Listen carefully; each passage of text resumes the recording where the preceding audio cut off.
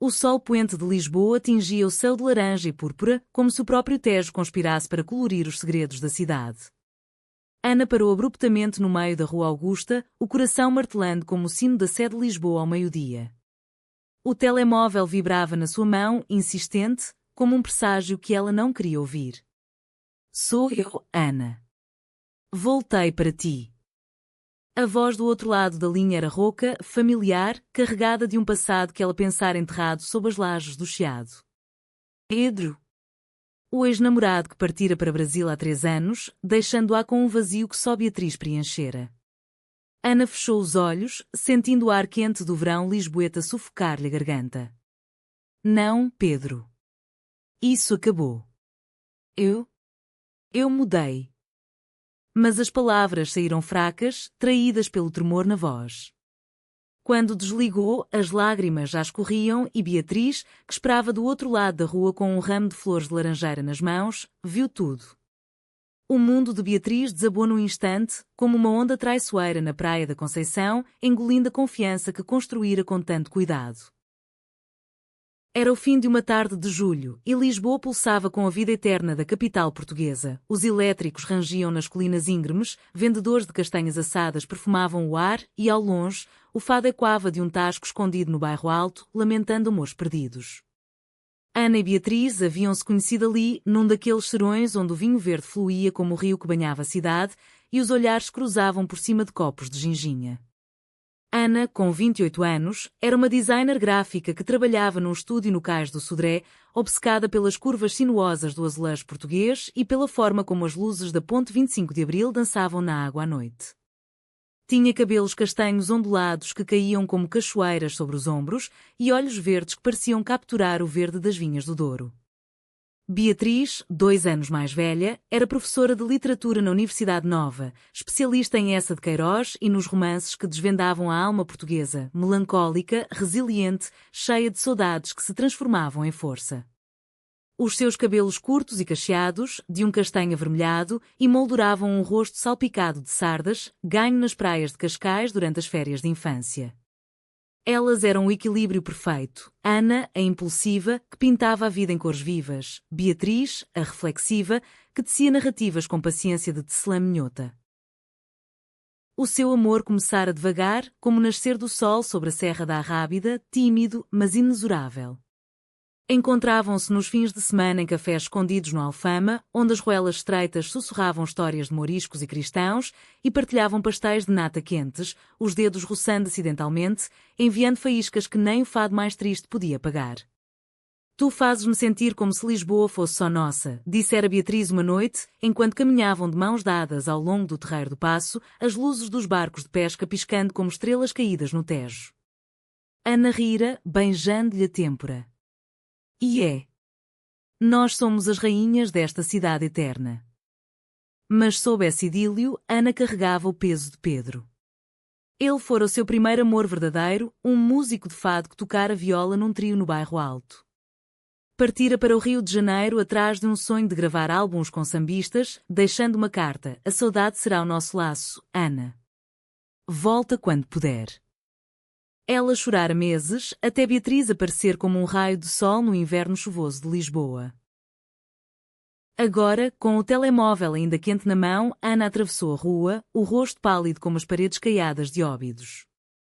Beatriz deixou cair as flores, às pétalas brancas espalhando-se pelo chão como confetes de um casamento cancelado. Quem era? Perguntou Beatriz, a voz baixa, mas afiada como a lâmina de uma navalha de barba alentejana. Ana hesitou, o ar entre elas carregado de ozono, como antes de uma tempestade no Estoril. Pedro. Ele. Voltou.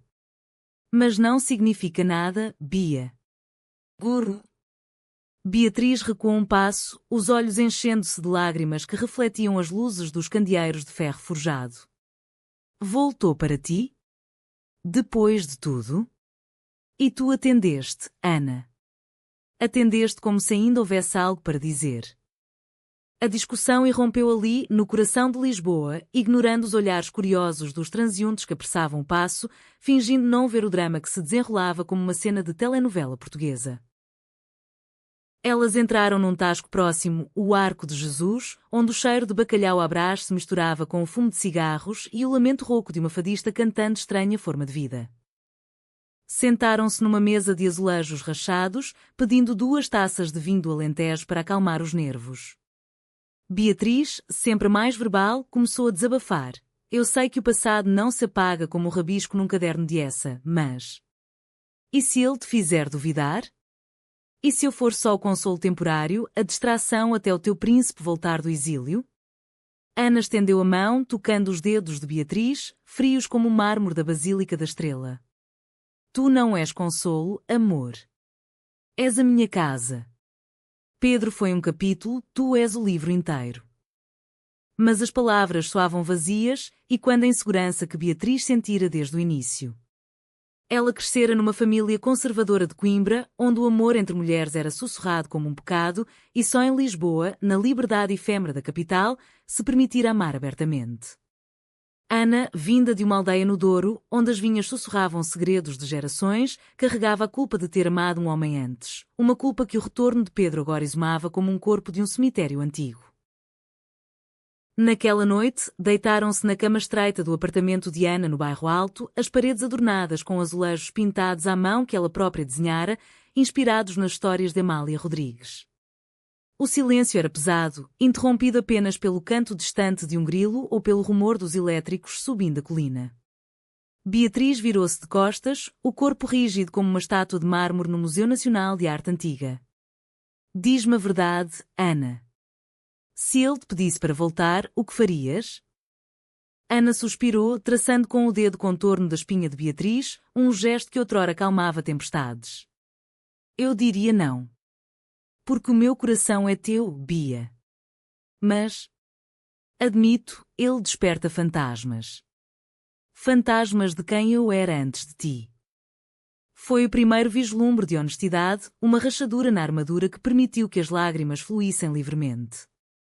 Choraram juntas, os soluços misturando-se ao fado que vazava pela janela aberta, e pela primeira vez, Beatriz sentiu não raiva, mas uma compaixão profunda pela mulher que amava, vulnerável, humana, tecida da mesma saudade que definia Portugal. Os dias seguintes foram um turbilhão de rotina tingida de tensão, como o vinho do Porto envelhecido que amadurece com o tempo, ganhando complexidade. Ana mergulhou no trabalho, desenhando logos para uma marca de conservas de sardinha que evocavam as rotas marítimas dos descobrimentos, enquanto Beatriz lecionava aulas sobre os maias, analisando como o amor proibido destruía vidas na Lisboa oitocentista. Mas o telemóvel de Ana vibrava incessantemente, mensagens de Pedro, fotos do Rio misturadas com promessas de reencontro. Vamos tomar um café no À Brasileira, como nos velhos tempos? Só para conversarmos. Ana ignorava, mas Beatriz via as notificações piscarem como luzes de aviso no farol da Nazaré. A insegurança de Beatriz crescia, alimentada por noites insones onde imaginava Ana rindo com Pedro nos terraços do mirador da Senhora de Monte, os dois partilhando memórias que ela nunca poderia tocar. Uma semana depois, o conflito escalou. Era sábado, e elas haviam planeado um piquenique na Quinta da Regaleira em Sintra, um refúgio romântico de poços iniciáticos e jardins labirínticos, onde o místico se entrelaçava com o romântico. Beatriz preparara empadas de atum e queijos da Serra da Estrela, embalados numa cesta de vime herdada da avó. Mas ao chegarem à estação de comboios de Rossio, Ana recebeu uma chamada. É o meu chefe, mentiu, afastando-se. Beatriz esperou, o coração apertado, até ver Ana voltar com o rosto corado, os olhos evasivos. Era ele, não era? Pedro. A acusação saiu como um grito abafado, atraindo olhares dos outros passageiros. Ana negou, mas o comboio partiu sem elas, a discussão explodiu na plataforma, palavras voando como folhas de sobreiro no vento de verão. Tu ainda o amas. Admite, gritou Beatriz, as lágrimas escorrendo pelo rosto. Eu sinto-me como uma intrusa na tua vida, Ana. Como se o nosso amor fosse só uma pausa no teu conto de fadas heteronormativo. Ana, ferida, rebateu, isso é injusto, Bia. Tu sabes o que passei para aceitar quem sou agora. Pedro representa o que eu fugia, a expectativa da família, da sociedade que ainda nos olha de esgalha nas festas de aldeia. Mas contigo, eu sou livre.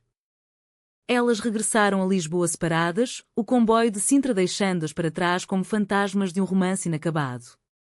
Beatriz passou a noite na casa da mãe em Belém, ouvindo o sino dos Jerónimos badalar como um lamento, enquanto Ana vagava pelas ruas do Chiado, parando numa livraria antiga para comprar um livro de poesia de Sofia de Melbrenner, Versos sobre o Mar e a Eternidade, que leu sob a luz fraca de um candeeiro, chorando por Beatriz.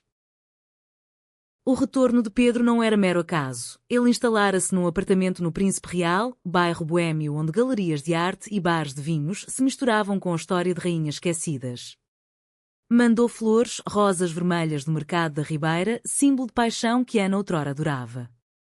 Ela foi vê-lo, não por fraqueza, mas para fechar o ciclo. Sentaram-se no Café Nicola, sob os retratos de Camões, e Pedro falou de arrependimentos. Eu errei, Ana. O Brasil foi um sonho vazio sem ti. Volta comigo. Podemos ser felizes, como antes. As palavras dele ecoavam como o fado de Maria João Pires, melancólico e sedutor. Ana sentiu o puxão do passado, as noites em que dançavam ao som de morna cabo-verdiana, os passeios de barco no Tejo. Mas pensou em Beatriz, nos beijos roubados no Jardim da Estrela, nas conversas até ao amanhecer sobre o futuro, sonhando com uma casa no Algarve onde plantariam oliveiras.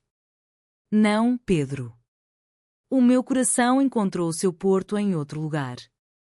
Desejo-te bem, mas adeus. Enquanto isso, Beatriz, consumida pela dúvida, confidenciou-se com a sua melhor amiga, Carla, uma ativista LGBTQ+, que organizava marchas do orgulho em Lisboa. Sentadas num terraço com vista para o castelo de São Jorge, bebendo sagres geladas, Beatriz desabafou. E se ela me deixar? Eu viro a página de essa, mas na vida real, o amor não tem finais felizes assim. Carla, com o cabelo rapado e tatuagens de arco-íris nos braços, apertou-lhe a mão. O amor português é feito de saudades, Bia. Mas também de resiliência. Fala com ela. As discussões não destroem, elas constroem, como as muralhas de Óbidos. Inspirada, Beatriz escreveu uma carta à mão, em papel pautado como os diários da sua avó, descrevendo as inseguranças. Tu despertas em mim o medo de não ser suficiente, mas também a coragem de lutar por nós. Vamos conversar, como os personagens da cidade e as serras, encontrando paz no diálogo. A carta chegou a Ana na manhã seguinte, entregue por um estafeta de bicicleta que pedalava pelas colinas de Lisboa como um mensageiro dos deuses. Ana leu-a no estúdio, as lágrimas borrando a tinta. Marcou um encontro no Panteão Nacional, onde os túmulos de heróis portugueses sussurravam lições de perseverança. Lá, sob a cúpula que ecoava os nomes de Camões e Vasco da Gama, elas se reencontraram. Beatriz chegou primeiro, vestida com um jale de lã minhota, os olhos vermelhos de noites sem sono. Ana aproximou-se devagar, estendendo a carta como uma bandeira branca. Li cada palavra, Bia. E tens razão. O retorno dele despertou inseguranças em mim também, medo de que o mundo nos separe, como separa tantos casais como nós nesta sociedade que ainda canta fado de amores impossíveis. A conversa que se seguiu foi o coração da tempestade, o núcleo onde o conflito se transformava em catarse. Sentaram-se nos bancos de pedra, o vento de outono, embora ainda julho, Lisboa já antevia um melancólico equinócio, agitando as folhas das árvores. Beatriz falou primeiro. Eu sinto-me insegura porque o nosso amor é novo, frágil como um azulejo recém-pintado. Pedro representa normal que a minha família ainda deseja para mim, um casamento, filhos, a vida que esperam numa Coimbra de tradições antigas. Mas contigo eu entrego-me. Ana, com voz trêmula, confessou. E eu? Ele desperta o fantasma da culpa de ter nascido numa aldeia onde as mulheres casam com homens e o amor como nosso é segredo de verão. Mas nas nossas discussões, vejo a força. Tu não foges, Bia. Tu lutas, como a rainha de Eleonor que construiu o mosteiro dos Jerónimos em memória do amor perdido. Palavras fluíram como o Tejo em maré alta, sobre as microagressões diárias, os olhares nos supermercados do Martim Muniz, as perguntas inocentes de tias sobre namorados nas festas de família, sobre os sonhos partilhados, como adotar uma criança e ensiná-la a dançar o rancho folclórico com orgulho, sobre o medo da traição, não física, mas emocional, de um passado que sussurra e se Pedro, revelado, não era ameaça, mas catalisador. Ana mostrou as mensagens apagadas, o adeus definitivo. Ele é passado, Bia. Tu és o meu presente eterno, o meu fado transformado em esperança. O sol poente banhava o panteão em ouro, e elas abraçaram-se, os corpos colando-se como peças de um puzzle de azulejos. O beijo que se seguiu foi suave, cheio de promessas, não de fogo, mas de brasa duradoura, como o lume-fogo das lareiras alentejanas. Vamos fortalecer-nos nestas discussões, murmurou Ana. Como o vinho do Douro, melhoramos com o tempo e as provações. Beatriz sorriu pela primeira vez em dias, traçando o rosto de Ana com os dedos. Sim. O nosso laço não é frágil, é como as muralhas de Lisboa, resiste a terremotos e marmotos. Os meses seguintes teciam uma tapeçaria mais rica. Elas frequentavam grupos de apoio LGBTQ+, no centro comunitário do Bairro Alto, onde histórias de casais como elas ecoavam como cantos de sereias no Cabo da Roca. Ana desenhou um mural para o PRID de Lisboa, retratando duas mulheres de mãos dadas contra o horizonte do Tejo, simbolizando resiliência. Beatriz incorporou o seu amor nas aulas, citando Sofia: o amor é o que nos faz humanos, além das normas. Pedro partiu de novo, desta vez para sempre, deixando uma nota de despedida que Ana queimou num braseiro de praia em Carcavelos, as cinzas levadas pelo vento atlântico. Um ano depois, no aniversário do dia em que se conheceram, elas subiram ao castelo de São Jorge, onde as muralhas medievais guardavam segredos de rainhas guerreiras. Sob o céu estrelado, com Lisboa aos pés como um tapete de luzes, Ana ajoelhou-se, não com anel, mas com uma pulseira tecida de fios de linho do Minho, gravada com saudade eterna. Casa comigo, Bia. Não perante o mundo que ainda hesita, mas perante o nosso coração português, cheio de paixão e paciência. Beatriz, rindo através das lágrimas, aceitou, e elas dançaram ao som de um fado imaginário, os corpos movendo-se em uníssono com a cidade eterna. O laço entre elas, forjado no fogo das inseguranças e das discussões, era agora inquebrável, um testamento à humanidade do amor em terras onde a saudade não é só dor, mas a ponte para a redenção. E Lisboa, testemunha silenciosa, piscava as suas luzes, aprovando o romance que florescia nas suas veias de pedra e mar.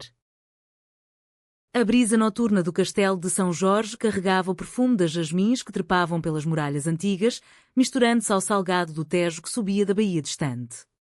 Ana e Beatriz, ainda ofegantes do riso e da dança improvisada, sentaram-se num banco de pedra desgastado pelo tempo, as mãos entrelaçadas como raízes de uma oliveira centenária.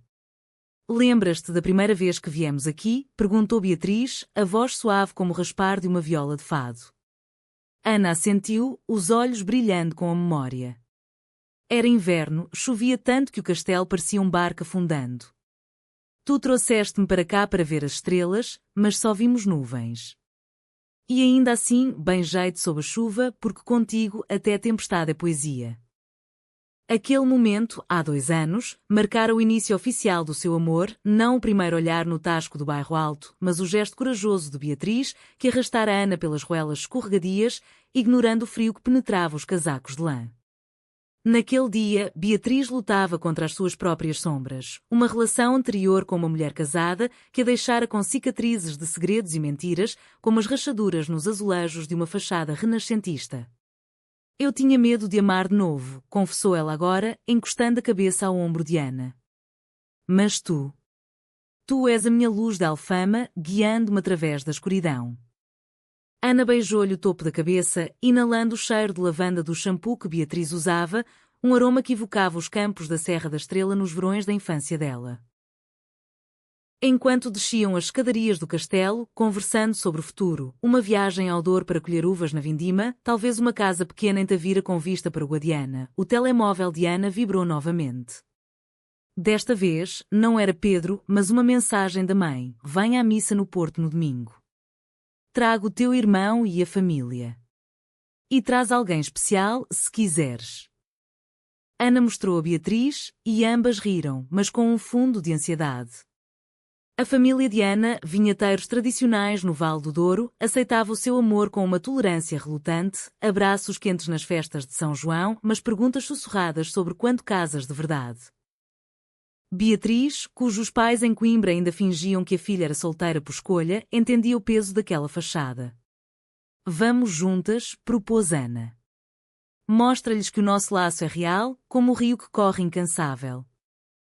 O fim de semana no Douro foi uma imersão na alma rural de Portugal, terra de socalcos esculpidos na montanha, onde o vinho se faz com suor e paciência, e as lendas de sereias do rio misturam-se com o catolicismo devoto. Chegaram de comboio de Porto, o Douro serpenteando como uma fita azul sob os carvalhos. A quinta da família de Ana, Quinta do Vale Perdido, era um paraíso de vinhedos ondulantes, com uma casa de granito coberta de era e um lagar onde o mosto fermentava em tonéis de carvalho. A mãe de Ana, Dona Rosa, uma mulher de 55 anos com mãos calejadas de podar vides e olhos que sorriam como o sol de agosto, recebeu-as com pão de centeio e queijo de cabra fresco.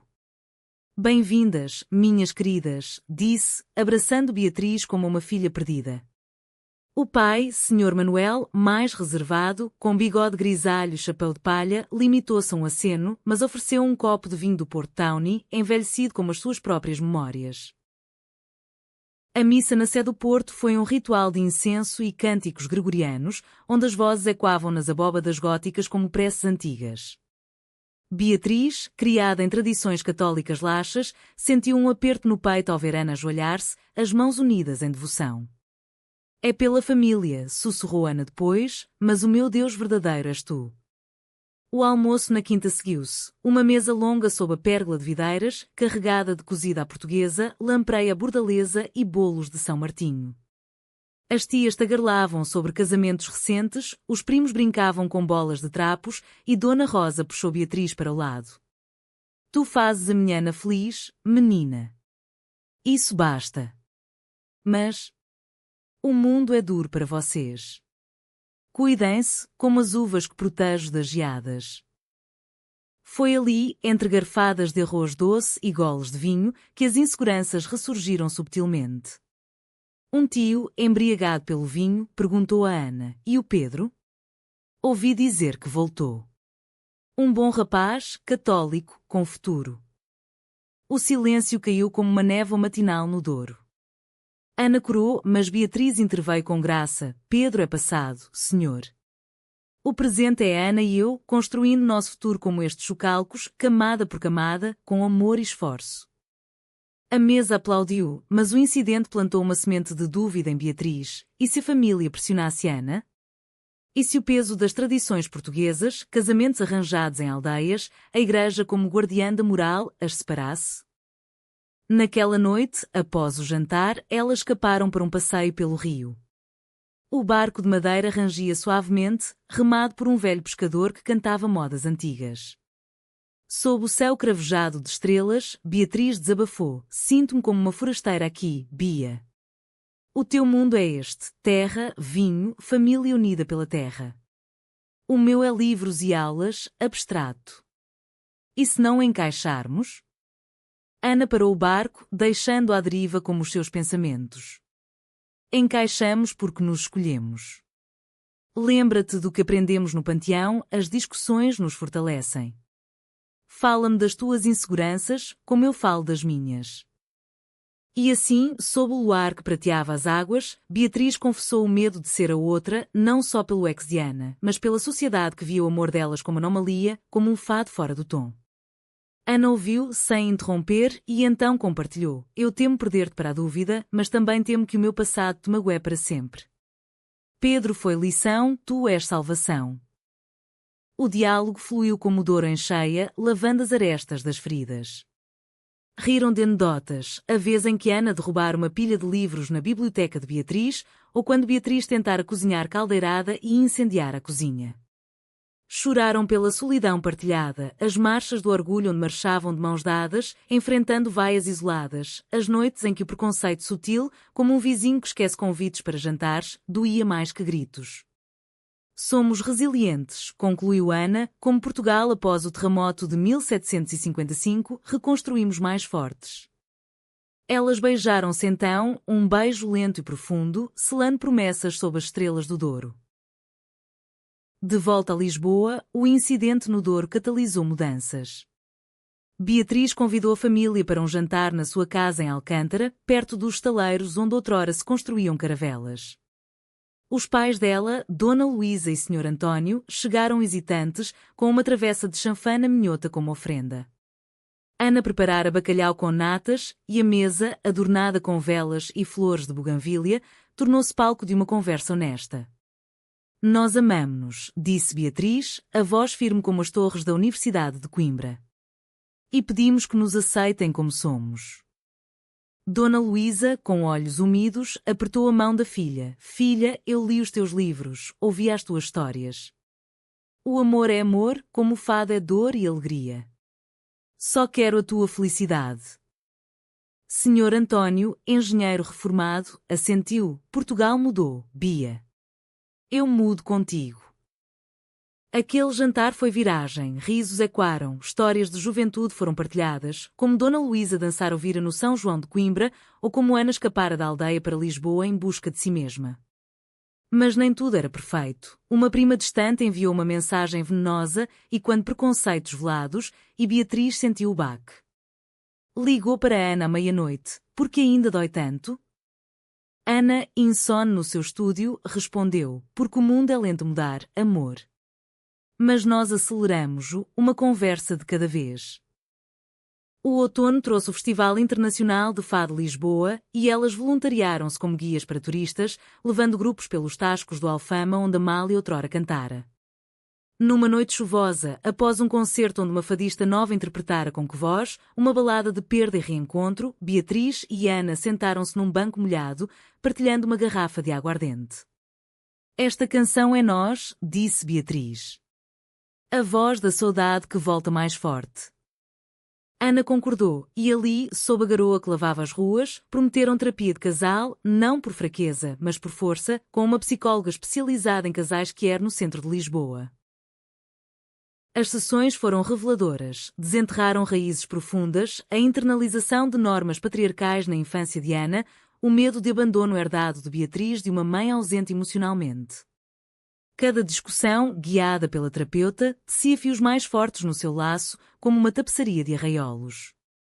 Vedes, disse a terapeuta, uma mulher de Setúbal com sotaque cantado. O conflito é o sal do mar português, tempera o amor, torna-o saboroso. Enquanto isso, o trabalho de Ana florescia, ganhou um prémio por um design de embalagens para azeite do Alentejo, inspirado nas curvas do corpo de Beatriz. Beatriz publicou um artigo sobre representações que era em Saramago, dedicando a AB Minha Musa Eterna.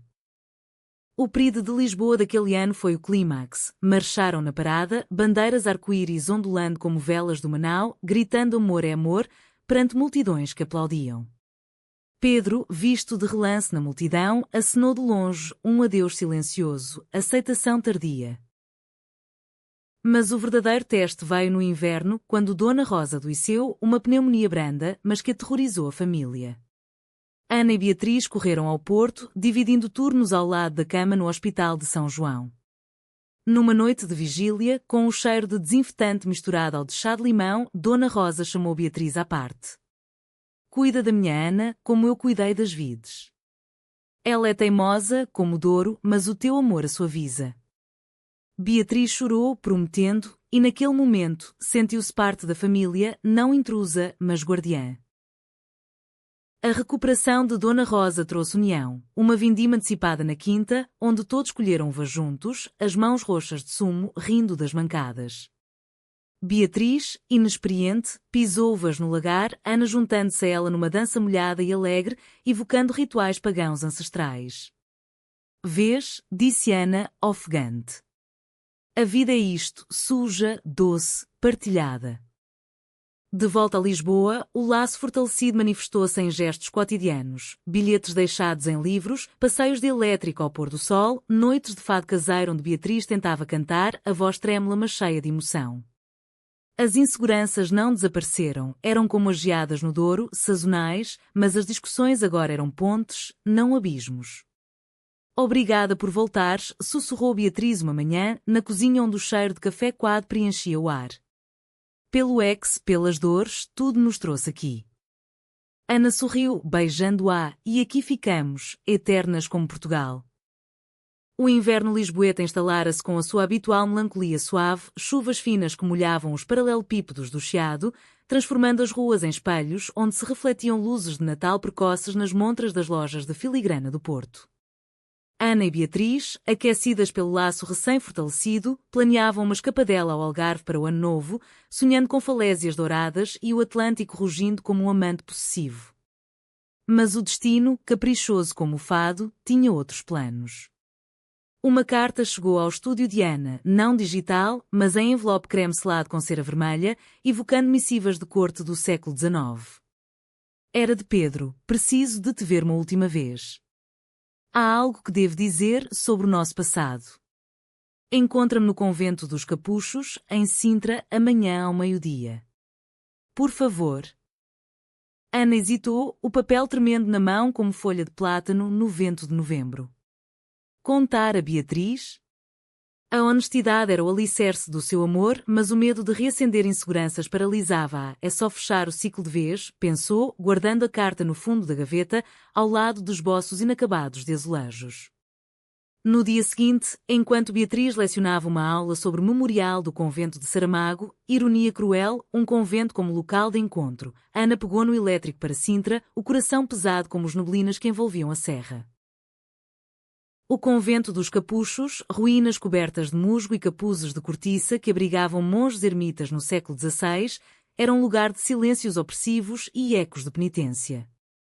Pedro esperava na capela em ruínas, o rosto magro sulcado por linhas que o sol brasileiro não apagava. Vestia um casaco de lã escura, as mãos enfiadas nos bolsos como um contrabandista de segredos. Ana, disse ele, a voz baixa, obrigado por vires. Não é o que pensas. Eu casei-me no Rio. Com uma mulher, Clara. Ela sabe de ti, do nosso passado. Mas há algo que guardei, uma carta tua que encontrei ao arrumar caixas. Escreveste-me sobre dúvidas, sobre questionar o nosso amor. Queria devolver-te para que queimes ou guardes, mas saibas que eu perdoei e peço perdão. Ana pegou na carta, o papel amarelado pelo tempo, as palavras juvenis saltando como fantasmas. Pedro, e se eu não for o que esperas? E se o meu coração bater por outro ritmo? Era de antes de Beatriz, um vislumbre da sua identidade emergente. Lágrimas brotaram, não de arrependimento, mas de alívio, o passado confrontado, não mais uma sombra. Obrigada, murmurou. Eu encontrei o meu ritmo, Pedro. Com Beatriz. Desejo-te felicidade com Clara. Abraçaram-se brevemente, um adeus fraterno, e Ana partiu, o sol de Sintra filtrando através das nuvens como uma bênção. Mas o destino traiçoeiro, ou a coincidência cruel, quis que Beatriz, cancelando a aula por uma gripe súbita, decidisse surpreender Ana com um almoço no estúdio. Passando pelo Mirador da Lua em Sintra, viu o carro de Pedro estacionado perto do convento. O pânico invadiu-a como uma maré de inverno na costa da Caparica. Traição, pensou, o estômago revirando. Correu para o convento, o coração galopando como um cavalo selvagem nas planícies alentejanas. Encontrou-os na capela, o abraço final, mal interpretado à distância através de uma janela gradeada. Beatriz fugiu, lágrimas cegando-a, pegando um táxi de volta a Lisboa sem uma palavra. Ana, sentindo vazio ao chegar ao estúdio e encontrar Beatriz ausente, ligou repetidamente. A chamada foi atendida no quarto toque. Não quero falar contigo agora, Ana. Vi-te com ele. No convento. Como pudeste? A voz de Beatriz era gelo, quebradiço como o vidro de uma garrafa de moscatel partida. Ana, chocada, explicou aos tropeções, foi um encontro para fechar, Bia. Ele casou-se, devolveu uma carta antiga. Nada mais. Mas Beatriz desligara, o silêncio quando como o sino da torre dos clérigos ao anoitecer. A traição aparente, não real, mas sentida como tal, rasgou o tecido do seu laço, expondo fios soltos. Beatriz trancou-se no apartamento, devorando páginas da Paixão segundo GH de Clarice Lispector, buscando consolo na angústia existencial. Imagens assombravam-na, Ana nos braços de Pedro, o convento como palco de uma rendição. Eu sabia, murmurava para o espelho rachado, o passado sempre volta, como a saudade no fado. Ana, desesperada, caminhou pelas ruas chuvosas do Chiado, parando na estátua de Fernando Pessoa no Café Brasileira, pedindo forças ao poeta que entendera a multiplicidade da alma. Não vou perdê-la, jurou, escrevendo uma carta extensa, entregue sob a porta de Beatriz ao amanhecer. A carta era um rio de palavras, descrições vívidas do encontro, cópias da missiva antiga para provar a inocência, confissões de amor entrelaçadas com referências culturais, como em Os Lusíadas, o nosso amor navega oceanos de dúvida para alcançar novas terras. Beatriz leu-a ao nascer do sol, o Tejo dourado pela luz filtrada pelas nuvens. O coração amoleceu, mas a dor persistia. Marcou um encontro no mosteiro dos Jerónimos, símbolo de luto e glória manuelina, onde o claustro sussurrava lições de paciência. Lá, sob os arcos entrelaçados como videiras, confrontaram-se. Beatriz chegou primeiro, o rosto pálido como as velas dos túmulos dos navegadores. Senti-me traída, Ana. Não só por ele, mas por ti não me contares. Como se o nosso laço fosse frágil demais para a verdade. Ana, ajoelhando-se no chão de pedra fria, chorou. Eu errei, Bia. Temi magoar-te, mas o segredo magoou mais. Pedro é nada, tu és tudo. Perdoa-me, como Portugal perdoou os seus exílios. A discussão que se seguiu foi furacão, acusações voando como gaivotas no vento. Tu escondes partes de ti, e tu duvidas do meu amor por um mal-entendido. Mas no núcleo emergia a verdade. A traição era mútua na vulnerabilidade, um espelho das inseguranças sociais que as assombravam. Horas depois, exaustas, abraçaram-se no claustro, o sol de inverno aquecendo as lágrimas secas. Esta dor nos ensina, disse Beatriz. Como o terremoto de 1755, reconstruímos com o Marquês de Pombal, planeados, mais fortes. Ana assentiu, e o nosso laço? É o ouro das janelas manuelinas, intricado, eterno. O perdão veio não como raio, mas como maré, lavando as impurezas. A crise propiciou crescimento. Elas criaram um pacto de transparência, partilhando segredos semanais num caderno partilhado, decorado com desenhos de Ana. Beatriz, inspirada, organizou um clube de leitura queer na universidade, discutindo autoras como Maria Isabel Barreno, cujas palavras ecoavam a sua jornada. Ana, por sua vez, desenhou uma série de postais sobre amores escondidos de Lisboa, vendidos em feiras de artesanato, celebrando casais como elas nas sombras dos arcos medievais. O ano novo no Algarve curou as feridas restantes. Alugaram uma casa em Lagos, perto da Ponta da Piedade, onde as grutas marinhas esculpidas pelo mar simbolizavam a paciência do tempo. Passaram a véspera na praia, acendendo fogueiras como nas festas de São João, bebendo poncha quente e dançando ao som de guitarra alentejana num bar local. Ao nosso laço, que sobrevive a traições e tempestades, brindou Beatriz, os olhos refletindo as chamas. Ana sorriu, e floresce, como estas falésias, erudidas, mas majestosas. De volta à rotina, o laço era palpável, toques casuais no elétrico, olhares cúmplices em cafés, noites onde liam poesia uma para a outra, a voz de Beatriz recitando Flor Bela espanca. Eu sou a que veio do nada, a que veio do sonho e do vento. A traição aparente tornara-se catalisador, transformando inseguranças em intimidade profunda. Primavera irrompeu em Lisboa com a explosão das jasmins no Jardim do Príncipe Real, perfumando o ar com promessas de renascimento, mas para Ana e Beatriz, o clímax da sua jornada aproximava-se como uma onda crescente no Cabo Roca, o ponto mais ocidental da Europa, onde o continente encontra o infinito. O pacto de transparência revelara mais do que segredos superficiais, desenterrara medos ancestrais, tecidos na tapeçaria da identidade portuguesa, o peso do silêncio familiar, a tensão entre tradição e modernidade, o eco de uma nação que celebrava os descobrimentos mas ainda navegava águas turbulentas na aceitação do diverso. Tudo culminou numa viagem à terra natal de Beatriz, Coimbra, para o Festival das Queima das Fitas, uma explosão de juventude onde estudantes queimam fitas simbólicas, celebrando o fim de ciclos com sardinha assada, vinho da bairrada e danças até ao amanhecer. Beatriz convidara a Ana como a minha companheira, um passo ousado perante amigos da universidade que a conheciam dera pré-Ana. O trem de Lisboa a Coimbra chacoalhava como os sentimentos delas, excitante, mas instável. E se eles não aceitarem? Murmurou Beatriz, olhando pela janela para os arrozais do Mondego que brilhavam ao sol de maio. Ana apertou-lhe a mão. Aceitarão porque tu és luz, Bia. E eu sou teu escudo, como de Viriato contra os romanos. Coimbra recebeu-as com o bulício da queima, ruas do centro histórico barricadas com palcos, o ar carregado de fado académico cantado por vozes trêmulas de emoção e o cheiro de pão com chouriço grelhado misturado ao de cerveja Superboc.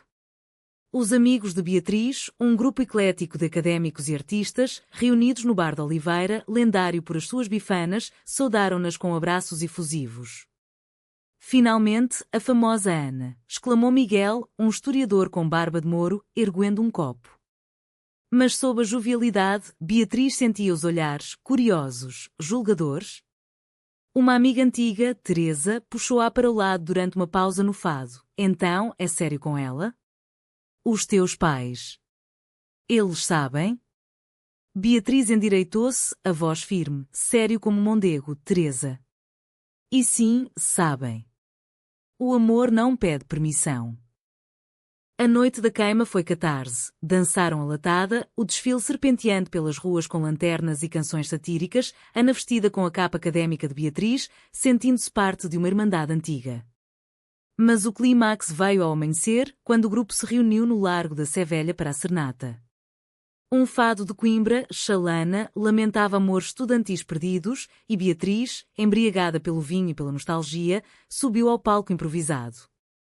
Esta é para Ana, anunciou, a voz quebrando. Pelo laço que nos une, apesar das inseguranças que o ex dela despertou, apesar das discussões que nos moldaram.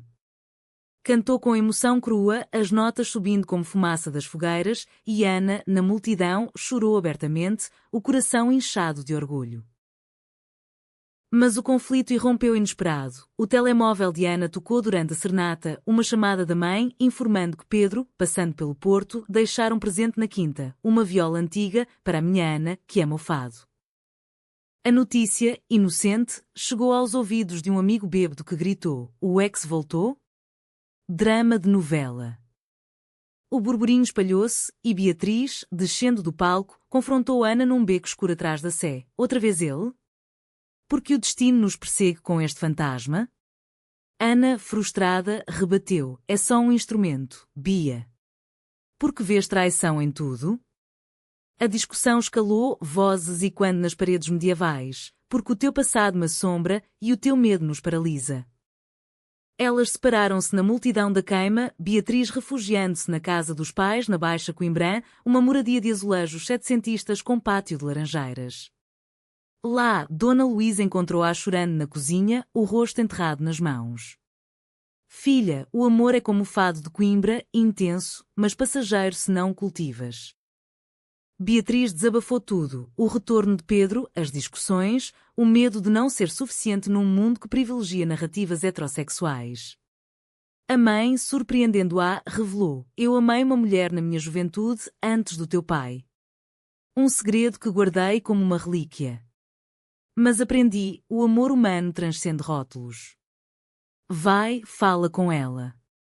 As palavras são as tuas armas, como na universidade. Ana, por sua vez, vagou pelas ruas de Coimbra até ao rio Mondego, sentando-se na ponte de pedra onde estudantes outrora juravam amores eternos. Ligou para Beatriz: encontra-me na ponte ao nascer do sol.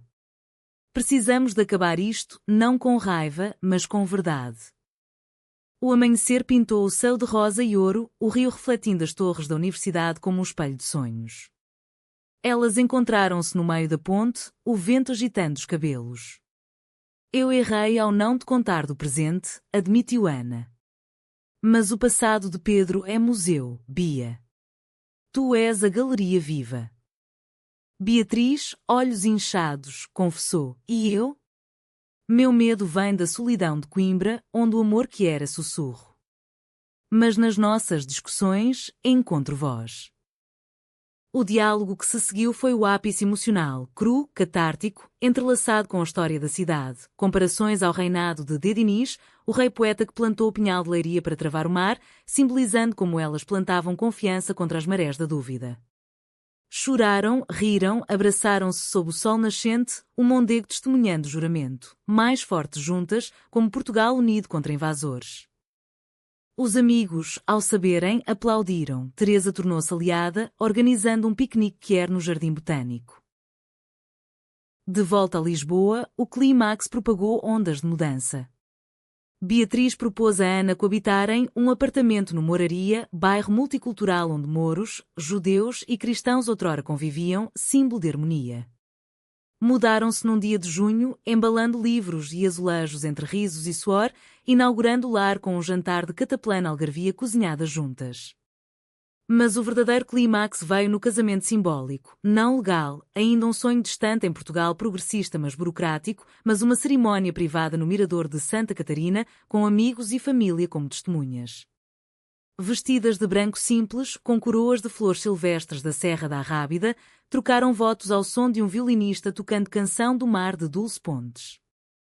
Tu despertaste inseguranças, mas nelas encontrei força, disse Beatriz. Ana respondeu, as discussões nos forjaram como o ferro das espadas dos navegadores. O laço, agora adamantino, irradiava humanismo. Elas voluntariaram-se em abrigos para jovens LGBTQ+, no Bairro Alto, partilhando histórias para prevenir saudades solitárias. Dona Rosa enviou vinho do Porto como bênção, os pais de Beatriz, um lenço bordado minhoto. Pedro, contactado por Ana, enviou uma mensagem, felicidades. Encontrei o meu caminho, alegro-me pelo vosso. Verão envolvia Lisboa num abraço quente e pegajoso, as noites longas do solstício convidando a amores preguiçosos nas esplanadas do Cais do Sodré, onde o Tejo lambia as margens como um amante relutante em partir. O casamento simbólico no Mirador marcara um pico de euforia para Ana e Beatriz, mas o pós-clímax trouxe a calmaria reflexiva, um momento em que o romance, tendo escalado montanhas emocionais, desce para vales de introspeção, colhendo as lições como uvas maduras no Douro. O laço entre elas, testado por inseguranças, discussões e a sombra de Pedro, emergia não imaculado, mas autêntico, marcado por cicatrizes que contavam histórias, como as fachadas de Lisboa reconstruídas após o terremoto. Elas instalaram-se no novo apartamento no Moraria, um espaço pequeno mas encantador, com janelas que emolduravam vistas do Castelo de São Jorge e paredes nuas prontas para azulejos personalizados por Ana. A primeira noite foi ritual, acenderam velas de cera de abelha do Alentejo, abriram uma garrafa de vinho verde de Monção e sentaram-se no chão entre caixas meio desfeitas, partilhando memórias. Lembra-te da discussão no convento? Perguntou Ana, traçando círculos no joelho de Beatriz. Eu pensei que te perderia para sempre. Beatriz sorriu, os olhos castanhos suavizando na luz tremuluzente. E eu pensei que o teu ex era o vilão de um romance de Camilo Castelo Branco. Mas era só humano. Como nós. A rotina do verão tecia romance no cotidiano, manhãs de café na varanda, com pássaros cantando fados matinais, tardes em que Beatriz corrigia teses na Biblioteca João de Barros e Ana esboçava designs inspirados nas curvas do corpo de Beatriz, transformando amor em arte.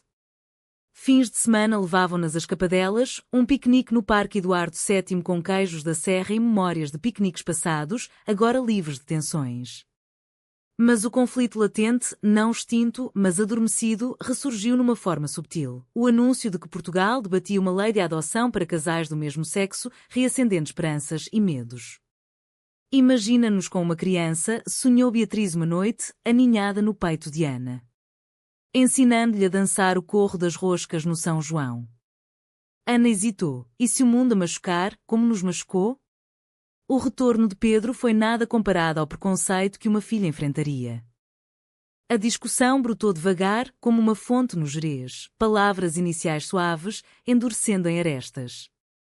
Sentadas na cozinha, com o cheiro de rabanadas fritas, uma herança da avó de Ana, pairando no ar, Beatriz defendeu: o amor vence, Ana. Como nos vencemos? Ana contrapôs: mas e as inseguranças?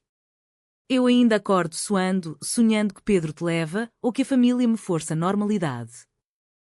Era o resíduo do passado, fermentando como vinho mal engarrafado.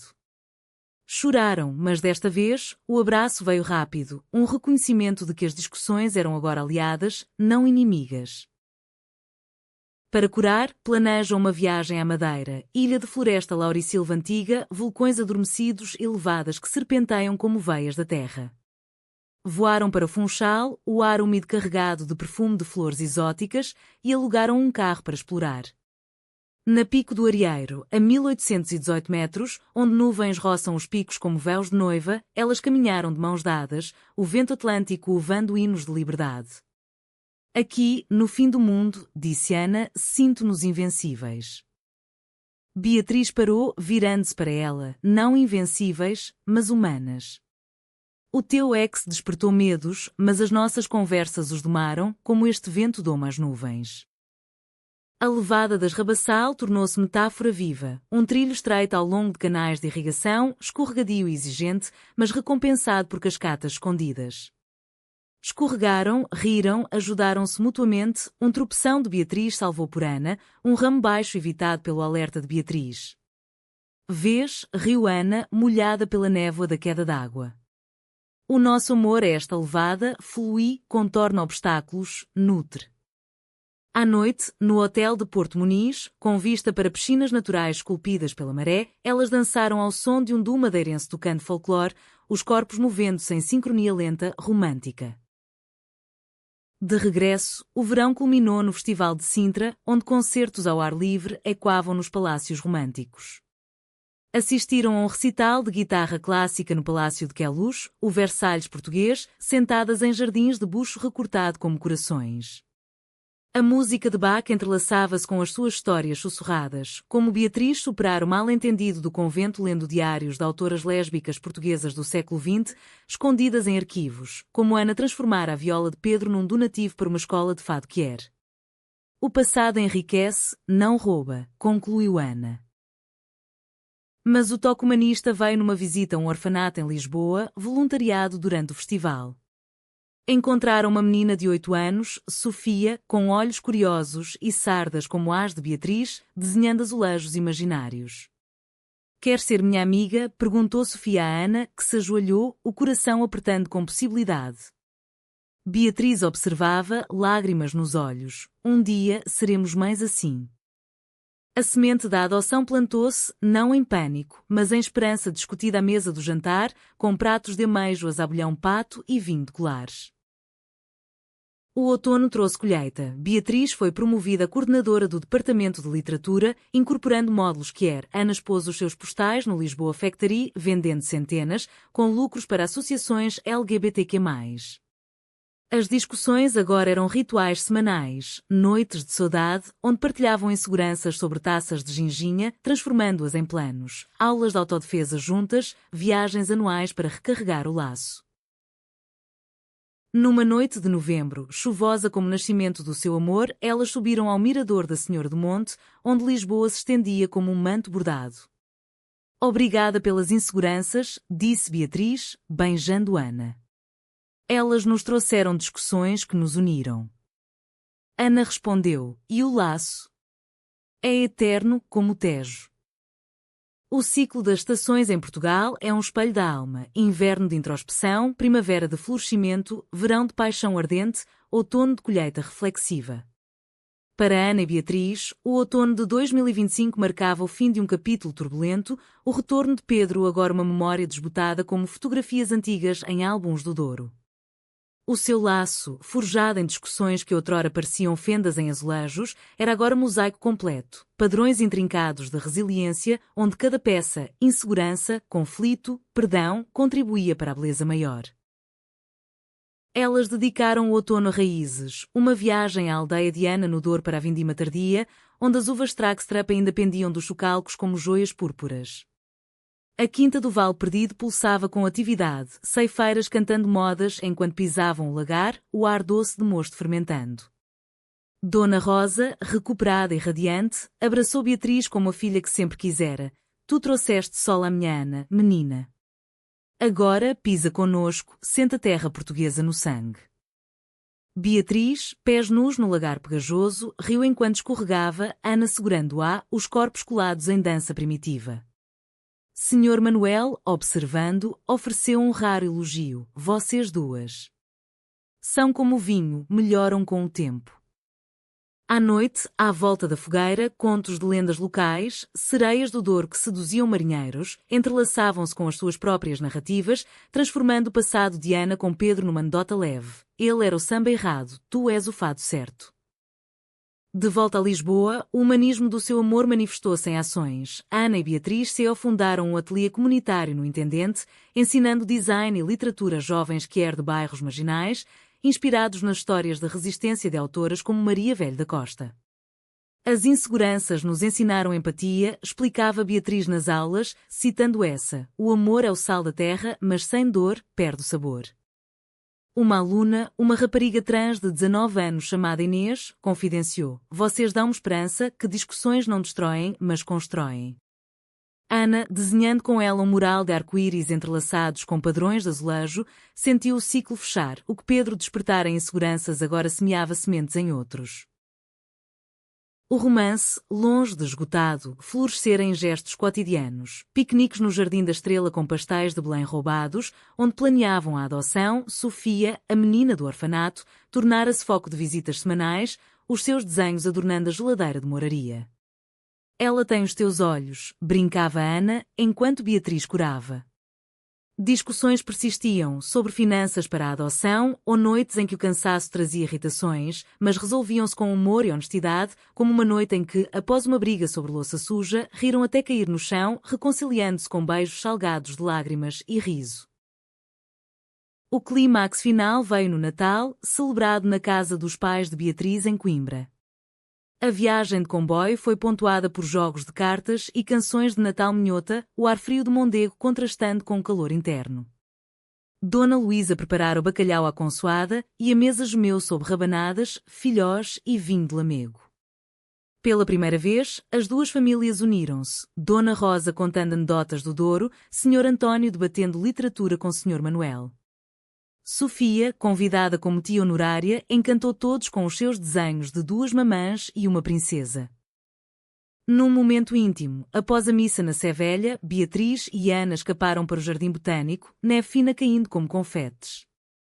O ano que passou foi o nosso terremoto, disse Beatriz, a respiração formando nuvens. Mas reconstruímos, mais belas, mais fortes. Ana ajoelhou-se na neve, oferecendo não um anel, mas um colar com pingente de madrepérola do Algarve, gravado com laço eterno. Casemo-nos legalmente quando a lei permitir, mas hoje, perante estrelas e neve, renovo os votos. Beatriz aceitou, chorando, sim, 1000 vezes. O teu ex foi o vento que testou a nossa âncora, as discussões, as correntes que nos prenderam mais fundo. Beijaram-se sob a neve, o mundo silenciando em reverência. O ano novo encontrou-as no terreiro do Paço, fogos de artifício explodindo sobre o Tejo como promessas estelares. Com amigos e família, brindaram ao futuro. A adoção de Sofia em primavera, uma exposição conjunta de Ana e Beatriz no mate, viagens para contar a sua história em festivais europeus. Pedro, agora amigo distante via redes sociais, enviou uma mensagem de parabéns. Vocês inspiram. Encontrei paz no meu casamento, alegro-me pela vossa.